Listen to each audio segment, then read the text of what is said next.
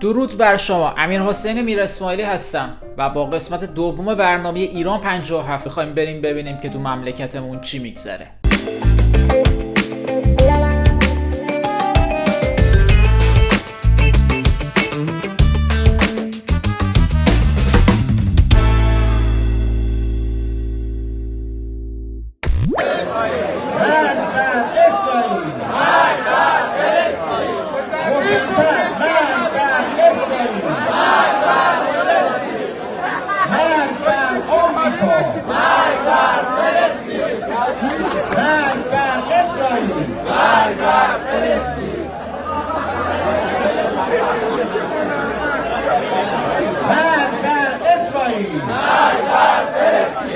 مدیر مدرسه میگفت بگید مرگ بر اسرائیل، اونو میگفتن مرگ بر فلسطین.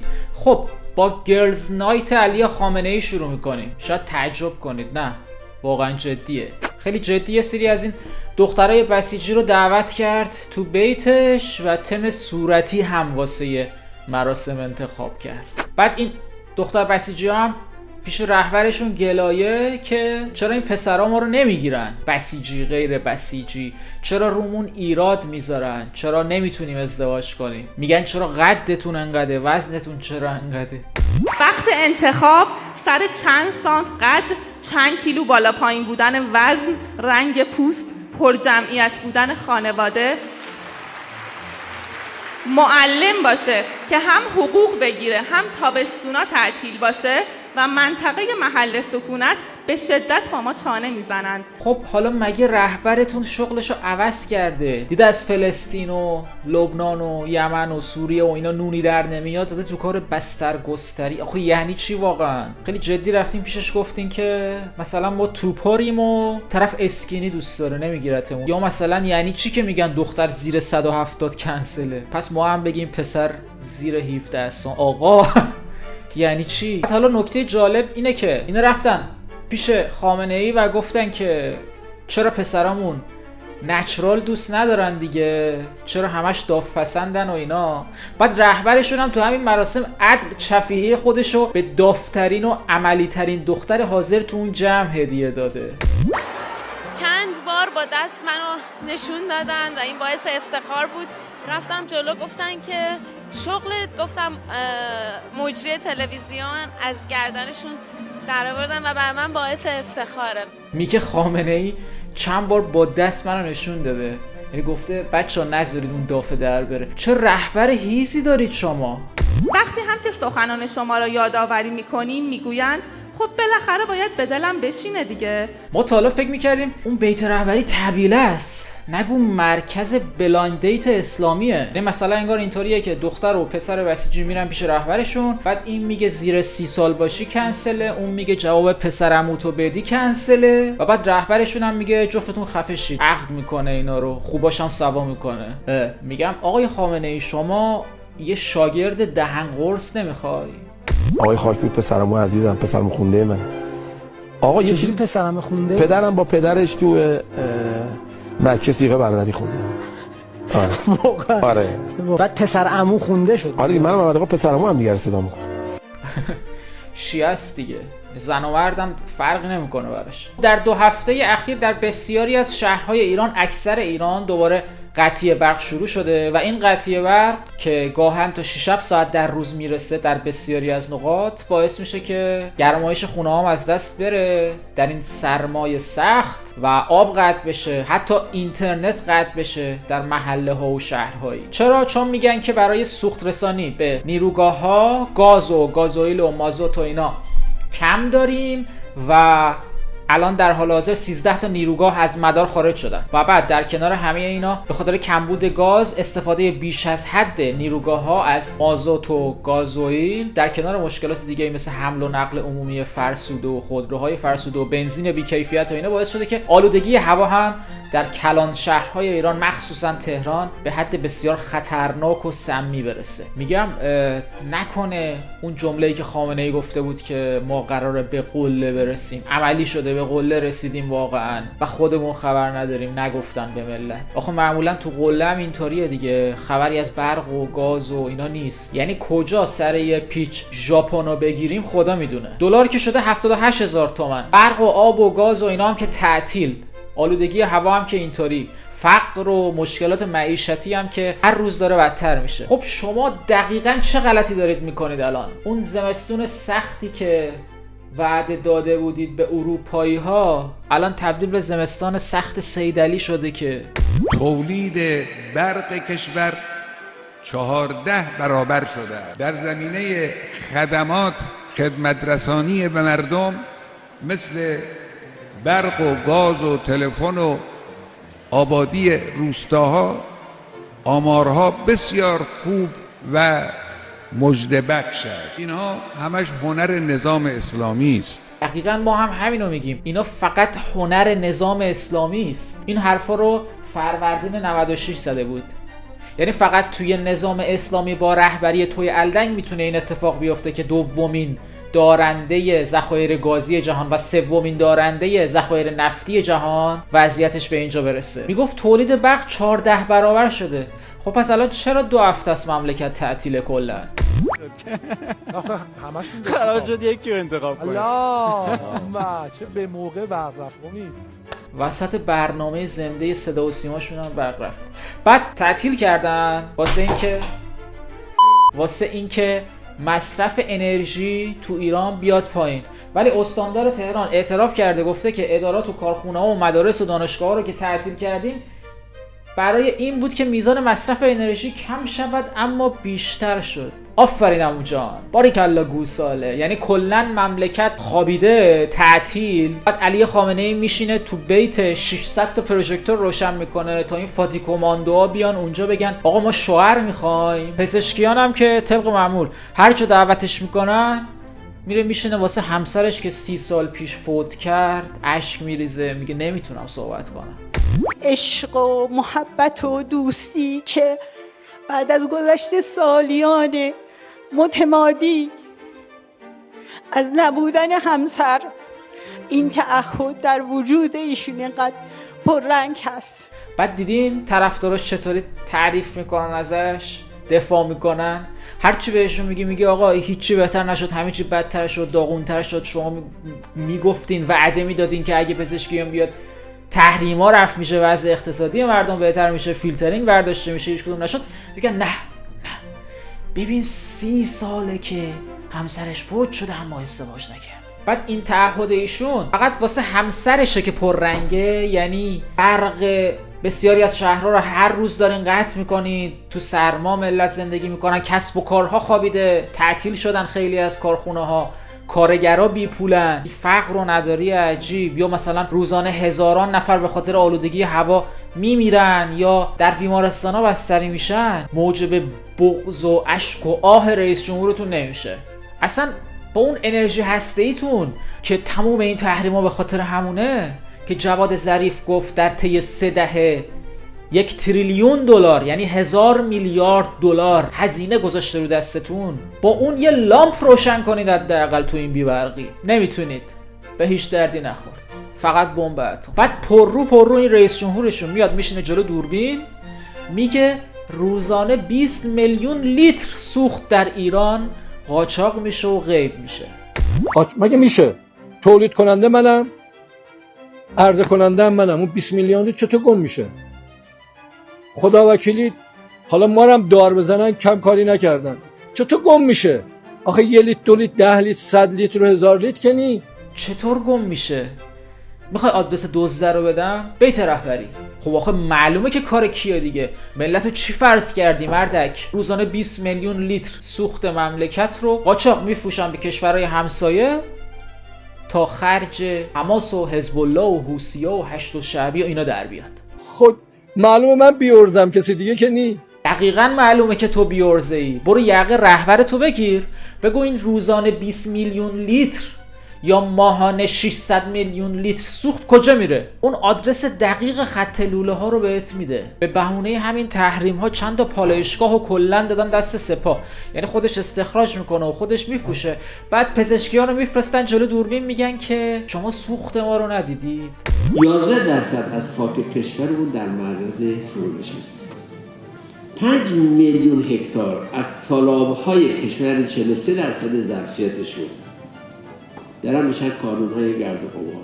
خداوکیلی آدم مسائلی که میشنوه رای جز گریه کردن به حال منابع طبیعی و به آینده کشورمون نداره.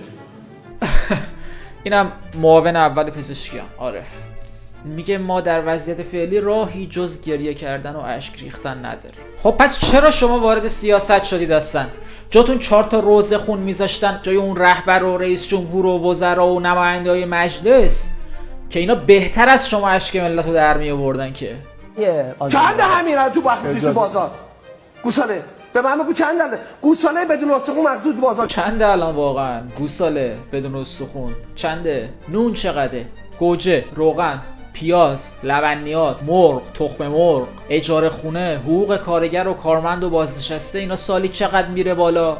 تورم سالی چقدر بالاتر میره؟ حالا این وسط میخوان از سال آینده برنامه دارن که قیمت بنزین رو هم 4 برابر کنن. اصلا وقتی شما 2 هفته تمام مملکت رو تعطیل میکنید، به کارخونه ها میگید که فقط شب تا صبح میتونن فعالیت کنن و اینا، یعنی تعطیل. دستمزد کارگر رو میدید، پول اجاره خونه‌ش رو میدید. کارگر که مثل شما نمیتونه اختلاس کنه که مشکل مالی نداشته باشه که. حق دارن ملت دیگه، حق دارن. جز این نباید بگن که وسط عمامتون بهترین اقتصاد خاورمیانه رو سال 57 با بالاترین میزان رفاه اجتماعی و آزادی در مملکت تحویل گرفتین و الان وضعیت رو به اینجا رسوندین که به گفته رئیس پلیس خودتون سالانه 100% میزان جرائم و درگیری ها و سرقت های خیابونی و اینا افزایش پیدا میکنه. بعد این وسط یه آخوند دیگه به اسم مصباحی مقدم، عضو مجمع تشخیص مصلحت نظام، اومده گفته راه حل اینه که ملت 30 میلیارد دلار ارز دارن تو خونه هاشون، 40 میلیارد دلار هم طلا، و بعد گفته که اینا سرمایه ملیه و بعد یه کاری بکنیم که این سرمایه ها رو از جیب ملت بکشیم بیاریم تو بخش تولید. حاجی تو خفه شو. اصلا قبل از تو رهبرت فروردین 1403 شعار این سال رو گذاشت سال جهش تولید که الان وضعیت به اینجا رسید. بعد برنامه چیدی واسه اون اندک پسنداز اون 20% جامعه که هنوز نیومدن زیر خط فقر. یعنی اگه اینا تو قدرت بودن همچنان، اگه میتونستن به اینجا کشیده نمیشد، به این فلاکت نمیرسیدن، قطعا نیروی پلیس و بسیج و اینا رو میآوردن، دستور میدادن، میگفتن بریزین تو خونه ملت غارت کنید. یعنی الان زورشون نمیرسه که این کارو نمیکنن. به قول دهه 80 میگن ذات آخوند دیگه، ذات آخوند. همش دروغ میگین. بدبخت نمیگن. الان دلم مخزونه برای اون خانم خونه داری که ضربه اساس خونه‌ش رو جمع کرده، دزدی که نکرده که راحت بخواد میلیاردی اختلاس کنه، شوهرش که اینا رو به دوزه بخواد بخره. از اون رهبر گرفته فقط فلسطین، لبنان، سوریه. با این بدتر از لبنان و سوریه الان. ایشالا خیلی نبینه که این حکومت رو آورد و سر ما گذاشت. یه پدر بزرگ داشتم گفتم خاک بر سرتون نرین دنبال اینا. اینا آب تو قطره چکون بهتون میدن. 46 سال پیش اون به این نظر رو داشتم. خب نفسشون عین ملخه، بخوره بهتون میسوزونن. بله این صحبت‌های یه مادر اهوازیه واسه چند روز پیش جلوی استاندار خوزستان. نظر واقعی مردم ایران نسبت به شما آخوندهای بیبوته همینه دیگه، میگه مثل ملخید. بعد حالا بریم ببینیم تو مجلس شورای اسلامی چه خبره. میثم ظهوریان نماینده مجلس در مشهد طی نامه‌ای به رئیس مجلس اعتراض کرده که برخی از نمایندگان به شوخی یا به هر دلیل بدون اطلاع رأی دهنده اقدام به تغییر رأی او و فشردن دکمه رأیگیری برخلاف نظر نمایندگان میکنند. شوخی نیست، جدیه. اینم تصویر نامش. یعنی مثلا وقتی میخوان درباره به فرض بالا بردن حقوق فرهنگیان یا افزایش حقوق بازنشسته ها یا مثلا حل مشکل بی‌آبی در فلان شهر و روستای سیستان بلوچستان رأی گیری کنن، بعضی از نماینده ها واسه مسخره بازی دست میبرن رو میز بغلی رأی منفی میزنن و همین باعث میشه که مثلا یک قانون خیلی مهم در حمایت از مردم تصویب نشه. یعنی وضعیت همینقدر به قول بچه ها نادخه. یعنی تازه میفهمیم اون بنده خدا که چند سال پیش شماره تلفن مجلس و آگهی روزنامه همشهری کرده بود و نوشته بود که 200 رأس گوسفند دارم که میخوام بفروشم، چرا این کارو کرد؟ یا آقای اومده اینجا گفته آگهی بزنیم 200 تا گوسفند دارم میخوام نصف قیمت بفروشم. ما هم آگهی زدیم، شماره تلفنی که نامرد زده شماره روابط عمومی مجلس بوده. یک هفته است به مجلس زنگ میزنن میگن آقای 200 گوسفند چند.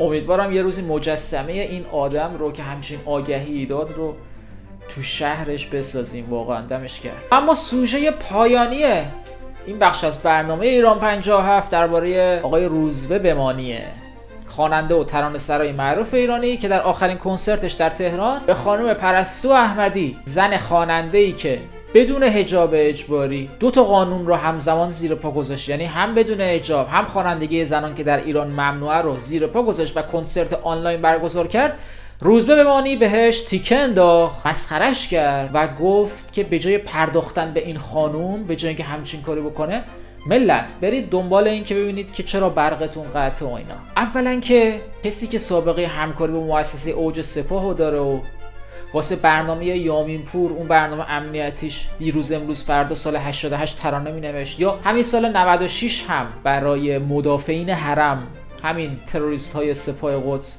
ترانه نوشته و الان هم با مجوز وزارت فرهنگ و ارشاد اسلامی داره کنسرت برگزار میکنه، این که نمیتونه ادای اپوزیسیون و منتقد رو در بیاره همچین آدمی و تیکه بندازه به یک دختر هنرمند و شجاع. اما مسئله اصلی به نظر من اینه که چرا روزبه بمانی که الان تلاش میکنه خودشو منتقد وضع موجود نشون بده و هنرمندان دیگه چرا فکر میکنن به صرف اینکه یک بازیگرن، خواننده‌ن، نویسنده‌ن، چرا فکر میکنن که میتونن واسه ملت تعیین تکلیف کنن؟ اصلا الان مگه کسی جلوی شما رو گرفته که بری اعتراض کنی؟ برو اعتراض کن تو به بی برقی.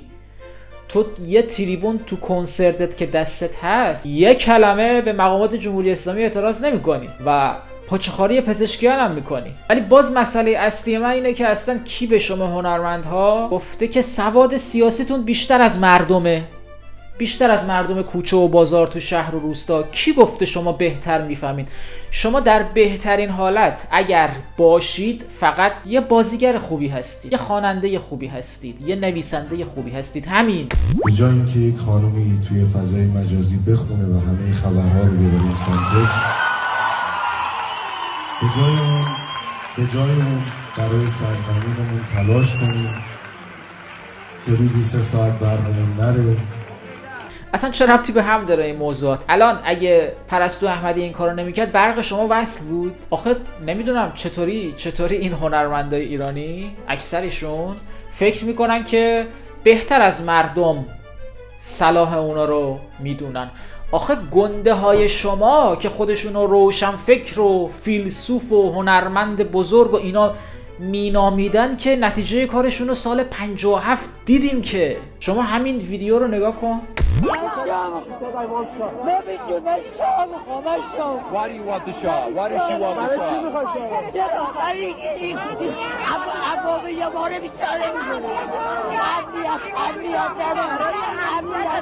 این جملات رو یک زن روستایی در سال 57، یعنی همون بحبوحه انقلاب اسلامیشون، به زبون آورده جلوی دوربین خبرنگار خارجی. یعنی دقیقاً زمانی که روشنفکرهای اون زمان، بیش از 95% روشنفکرها عکس خمینی رو تو ماه میدیدن، میگفت ما شاه میخوایم، چون این عمامه‌ای ها میدونیم ما رو بیچاره میکنن. دقیقاً مثل همین جملاتی که چند روز قبل این خانم اهوازی جلو استاندار گفت پدر بزرگ من 46 سال قبل میگفت آخوندا مثل ملخ میمونن، آب و قطره چکون بهتون میدن. خب دیدین شما هنرمندا که حرف مردم دقیقاً درست در اومد. یا مثلا یه نمونه دیگهش همین آقای داریوش اقبالی دیگه، کم هم نیستن. بعد از اون همه گندی که همراه با هم نسلاش زده، حالا بگذاریم که حالا ظاهرا گفته شده تو روزنامه‌های اون زمان نوشته بود که به خاطر مواد مخدر زندانی شد و گفت بعد انقلاب گفت من زندانی سیاسی بودم، حالا بگذاریم.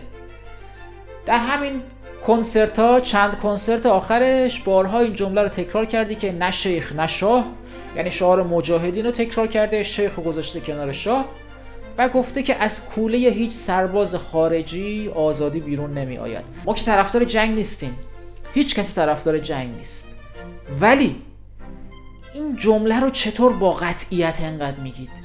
یعنی الان دیگه تو عصر اینترنت و چت جی بی تی و هوش مصنوعی اینا میتونه یه سرچ ساده بکنید که چه کشورهایی بعد از جنگ با نیروهای خارجی به آزادی رسیدن، به رفاه اقتصادی رسیدن. مثالهای متعددی وجود داره، مثل ژاپن، مثل ایتالیا، مثل آلمان، مثل کویت، مثل عراق و کشورهای دیگه. اینا بعد از جنگ با کشور خارجی که به سقوط اون حکومت دیکتاتوری خودکامشون منجر شد، وضعیت اقتصادیشون بهتر شد یا نه؟ آزادی‌های سیاسیشون بهتر شد یا نه؟ خیلی هاشون تبدیل به بهترین اقتصادهای جهان شدن یا نه؟ اصلا کسی نمیخواد بگه حتما تو ایران هم این اتفاق میفته، ولی این تعیین تکلیف کردنه با توجه به چه منطقی بیان میشه. سخن آخر این که هنرمندای ایرانی خیلی راحت میتونن افرادی مثل علی دایی، مثل وریا غفوری، مثل رسول خادم اینا رو سرلوحه کار خودشون قرار بدن.